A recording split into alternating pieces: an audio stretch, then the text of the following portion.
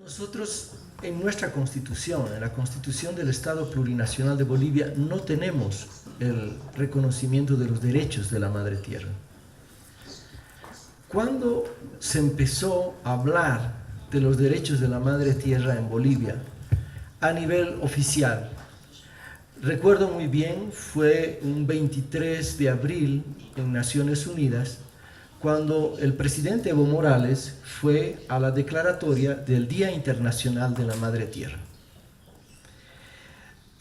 Conseguimos que se aprobara por consenso que ese día es el Día Internacional de la Madre Tierra y habíamos conversado que precisamente en ese día íbamos a lanzar de que el próximo paso tenía que ser el reconocimiento de una Declaración Universal de los Derechos de la Madre Tierra. A partir de ahí empieza la brega por los derechos de la Madre Tierra en Bolivia de manera pública desde el gobierno. De ninguna manera desmerezco, pero no son muy conocidas, acciones de parte de la sociedad civil por los derechos de la Madre Tierra antes de eso. Ese mismo año, el año 2009, en el marco de las negociaciones de cambio climático, se decide incorporar el tema de los derechos de la Madre Tierra. ¿En qué sentido? Y buscando el apoyo de lo que entonces era el G77 más China, de lo que es, pero en ese entonces tenía una posición de hablar del pago de la deuda climática. Entonces, la posición de Bolivia fue: ojo, la deuda climática no es solamente a los países en vías de desarrollo. La deuda climática es también a la Madre Tierra. Y una de las formas de pagarle la deuda a la Madre Tierra es reconociendo sus derechos. Y este fue el principal mensaje que se llevó a lo largo del proceso de las negociaciones y que lo transmitió el presidente en la conferencia de Copenhague, donde además planteó un elemento, y es: tenemos que tener un referéndum mundial, una consulta mundial sobre el cambio climático, la cantidad de emisiones que se tienen que reducir, pero también esta consulta, este referéndum mundial, tiene que ser sobre los derechos de la Madre Tierra. Porque si queremos evitar el calentamiento global, tenemos que empezar a reconocer los derechos de la Madre Tierra. Después de Copenhague, y todos ustedes conocen la historia de lo que ocurrió allí, inmediatamente se convoca a la Conferencia Mundial de los Pueblos sobre Cambio Climático, y para que no quedara duda de que lo que queríamos eran los derechos de la Madre Tierra, le aumentamos al título de la conferencia: Conferencia de los Pueblos sobre Cambio Climático y Derechos de la Madre Tierra. Ese era el momento en el cual estaba prácticamente tomada la decisión que algo tenía que salir en relación al tema de los derechos de la Madre Tierra. Teníamos muy poco tiempo entre fines de diciembre y la conferencia, que fue en abril, justo un año después de la declaratoria del Día Internacional de la Madre Tierra. Nos pusimos a trabajar en varios borradores. Cormac fue clave en ese momento, varios de ustedes también, y al final hubo un proceso muy amplio que devino en lo que es la declaratoria, el proyecto de Declaratoria Universal de los Derechos de la Madre Tierra, que salió de la Conferencia Mundial de los Pueblos de Cochabamba.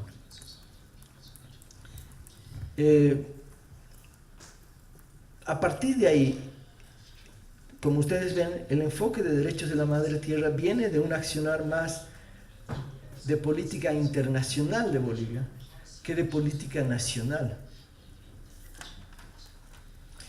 Y se traduce a nivel nacional con la aprobación de la Ley de Derechos de la Madre Tierra a fines del año 2010. Ese año se aprueba la ley. Es una ley que, si ustedes la revisan, es prácticamente un copy-paste un copiado de lo que es la Declaratoria Universal de los Derechos de la Madre Tierra, que salió de Cochabamba, traducido a legislación nacional. No voy a entrar en los derechos, porque eso ya lo conocen, sino cosas más nuevas. Lo nuevo de esta ley es que incorpora un mecanismo, que es el mecanismo de la Defensoría de la Naturaleza. Discúlpeme, la Defensoría de la Madre Tierra, que tiene que ser como una suerte de ombudsman, como lo tenemos en varios de nuestros países, para defender a la Madre Tierra. Hubo una discusión en Bolivia sobre los derechos de la naturaleza o derechos de la Madre Tierra. La visión y para nosotros no son iguales, porque esta ley plantea de que nosotros los seres humanos somos parte de la Madre Tierra y que los derechos de la Madre Tierra son los derechos también nuestros. No en una visión de que estos son los derechos humanos y estos son los derechos de la naturaleza. Esto no está desarrollado, pero está puesto, y esa es la razón del nombre, y está claramente explicitado en la ley.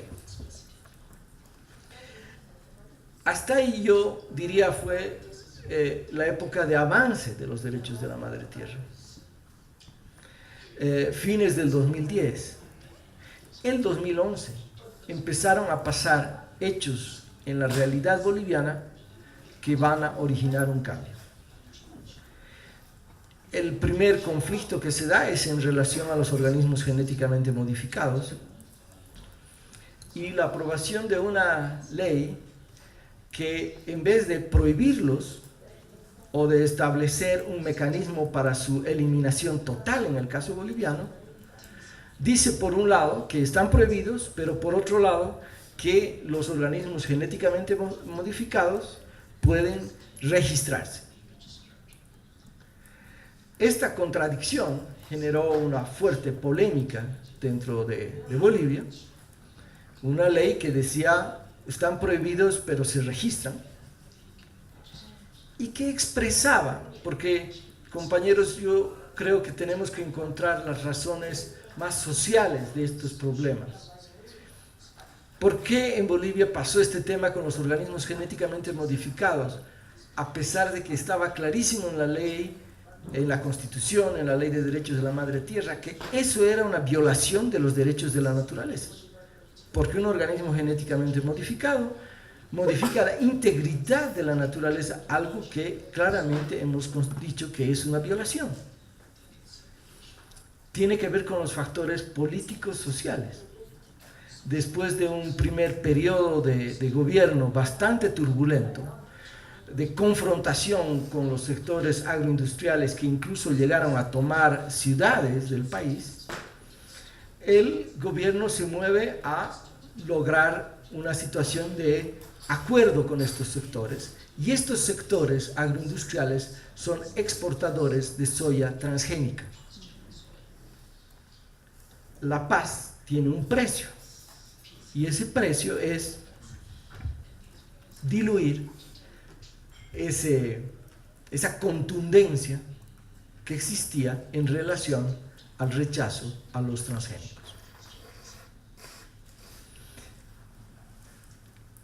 El segundo momento de conflicto, mucho más público e internacional, es cuando se da la carretera por el Tibnis. La carretera por el Tibnis, un parque nacional que a todas luces es una reserva, una de las pocas grandes reservas que existen en Bolivia, y sí va a ser una carretera por el medio. La oposición es grande por parte de los pueblos indígenas, no se lleva adelante un mecanismo de consulta previo, libre e informado, como estaba establecido en la Constitución, y esto genera un rechazo que al final hace que el gobierno tenga que dar marcha atrás, pero previo enfrentamiento, previa represión a los indígenas. Ese es el momento en el cual personalmente le envío una carta al presidente y le digo: tenemos que ser coherentes entre lo que decimos internacionalmente y lo que hacemos en el país. No podemos ser los promotores de los derechos de la madre tierra y hacer esto, ni promover los derechos de los pueblos indígenas y no garantizarlos en primer lugar.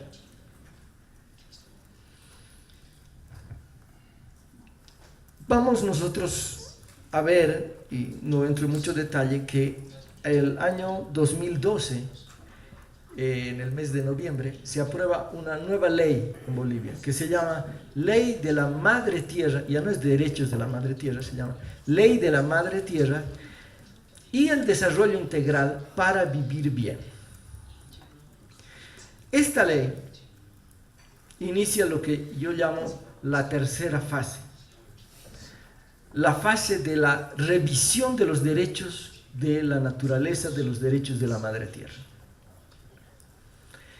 Esta ley empieza por reconocer los derechos de la Madre Tierra, pero ¿cómo los trastoca? Dice, el objetivo fundamental ya no es la defensa de los derechos de la Madre Tierra, es el desarrollo integral. Y el desarrollo integral tiene que tomar en cuenta los derechos de la Madre Tierra, los derechos humanos, económicos, sociales, culturales, los derechos de los pueblos indígenas y el derecho a salir de la pobreza de los habitantes urbanos y rurales. En otras palabras, el derecho al desarrollo. Entonces, la ley de la Madre Tierra y el desarrollo integral asume de que lo que tiene que haber es un desarrollo integral. En última instancia no está diciendo que tenemos que, en primer lugar, defender los derechos de la Madre Tierra, porque originalmente el discurso nuestro era más importantes, y esto lo dijo el presidente Evo Morales varias veces, que los derechos humanos son los derechos de la Madre Tierra, porque la Madre Tierra puede existir sin nosotros, pero nosotros los seres humanos no podemos existir sin la Madre Tierra. Pero esta lógica se invierte. Lo más importante es el desarrollo integral, y el desarrollo integral debe tomar en cuenta esta serie de derechos, uno de los cuales son los derechos de la Madre Tierra. Y por esta vía se desmontan los derechos de la Madre Tierra. La ley no establece con claridad. Esto significa que en el tema de, por ejemplo, industrias mineras o hidrocarburíferas, la limitación para la extracción de minerales es esta. Porque eso debería ser el siguiente paso. Porque yo opino que no es suficiente el reconocimiento de los derechos de la Madre Tierra. Cuando entramos a un país, uno tiene que ser mucho más preciso. Uno tiene que decir claramente qué significa esto en términos de restricciones a la extracción minera, a la extracción petrolera, a la tala de bosques. Esa ley debió haber sido eso y se convirtió en todo lo contrario. Este fenómeno es un fenómeno que lo vemos en el caso boliviano, pero que creo que se expresa en lo que hemos escuchado esta mañana también del caso ecuatoriano. ¿Por qué se da este fenómeno en Bolivia? Porque culpa del presidente, culpa de una persona, creo que el fenómeno hay que verlo más socialmente. Un nuevo sector asume el gobierno en Bolivia, que viene de los sectores indígenas. Pero viene de los sectores indígenas y empieza a generar y a tener un nivel económico, un estatus social mucho más alto, y lo quiere preservar, y lo quiere conservar, y eso pasa por conservarse en el poder, en el gobierno. ¿Y cómo uno se conserva en el gobierno? Y he sido partícipe de muchas discusiones al respecto.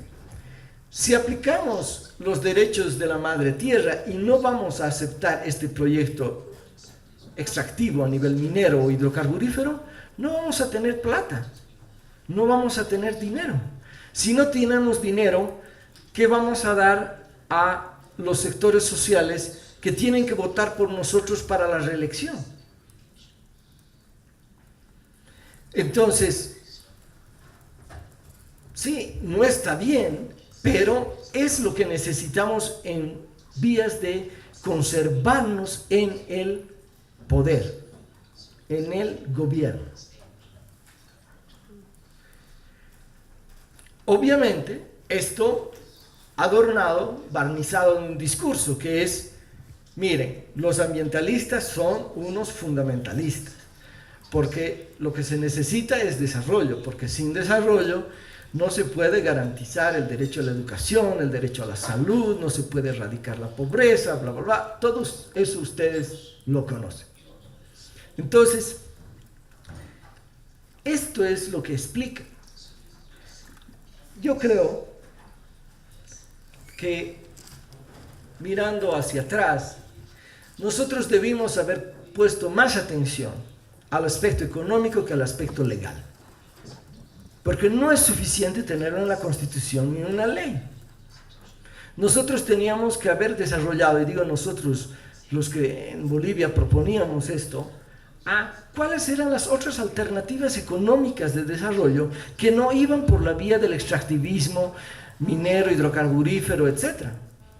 Si solamente nos limitamos a hacer una intervención en el marco de jurídico legal, que es muy importante y no digo que hay que desecharlo, estamos actuando sobre la epidermis del problema.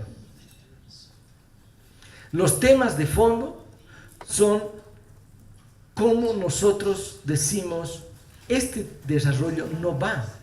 No es desarrollo integral versus sostenible, no, desarrollo no va. Hemos entrado a una nueva era, donde el tema no es el desarrollo, no es el crecimiento, es la redistribución. Pero ¿cuáles son los mecanismos concretos de redistribución que planteamos en nuestra realidad? No fuimos lo suficientemente avesados de ir a esto. El tema de los derechos de la madre tierra es el tema no solo de lo que pasa con los recursos naturales, entre comillas, no me gusta la palabra, sino de lo que pasa con el consumo. Si no atacamos con políticas claras el consumismo, es imposible preservar los derechos de la naturaleza, por más constitución, leyes, cortes, etcétera, que tengamos. El tema del consumismo es un tema vital. ¿Y qué hemos hecho en el caso de Bolivia y en el caso de Ecuador para evitar caer en los patrones de consumo de los países capitalistas tradicionales? Nada. Este es uno de los graves problemas. Y esto tenemos que atacarlo como movimiento de defensa de los derechos de la madre tierra, o si no, vamos a perder esta batalla. Y termino muy rápidamente. También hay otras dimensiones. Tenemos que tener una visión institucional, hacia la justicia, porque no es cuestión de cambiar las leyes si el Poder Judicial en sí mismo, como tal, va a seguir funcionando como ha sido hasta ahora. En Bolivia hubo un cambio del Poder Judicial que debió haber sido muy positivo, pero se volvió muy negativo. Bolivia decidió elegir a sus jueces de la Corte Suprema, lo que es una revolución, pero lo que ocurrió al final es que los jueces acabaron siendo controlados por el gobierno central. Y entonces, en vez de ir a un proceso más democrático, fuimos a un proceso de mayor imbalance entre los poderes. Entonces, el problema del Poder Judicial es clave para poder promover los derechos de la naturaleza. El tema del concepto de democracia que nos estamos planteando. Si no vemos estas otras dimensiones, yo creo que no vamos a poder avanzar más. Creo que este es el desafío que tenemos. Muchas gracias.